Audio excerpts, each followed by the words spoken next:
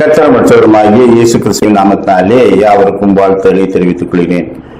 பாட் மக்ஸி என்ற ஒரு பிரபல கூடைப்பந்து வீரர் அவர் பிரபலமாக விளங்கும் போது தன்னுடைய இளமை காலத்திலே நடந்ததை சொன்னார்.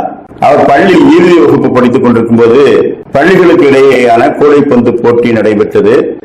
அதிலே இறுதி சுற்றிலே அவருடைய பள்ளியும் மற்றொரு பள்ளியும் ஆக்ரோஷமாக மோதின.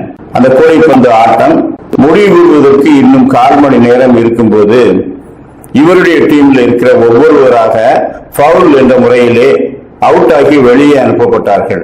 கடைசியாக இவருடைய டீமிலே இவர் ஒருவர் மட்டும்தான் இருந்தார். எதிர்த்து விளையாடும் டீமிலே 2 பேர் அனுப்பப்பட்டு விட்டார்கள். 3 பேர் மட்டும் இருந்தார்கள்.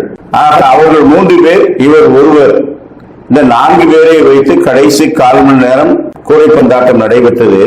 அப்பொழுது இவர் தன்னுடைய முழு திறமையும் காட்டி, தன்னுடைய முழு பலத்தையும் காட்டி தன்னுடைய அணியை வெற்றி பெற செய்தார்.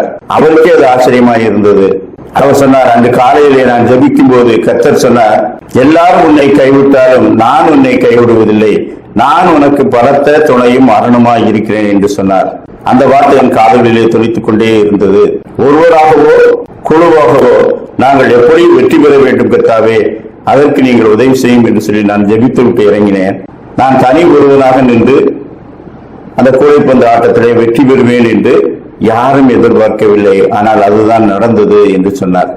சங்கீதம் 97, உன் பக்கத்தில் 1000 பேரும் உன் வலது பக்கத்தில் 10,000 பேரும் விழுந்தாலும் அது உன்னை அணுகாது.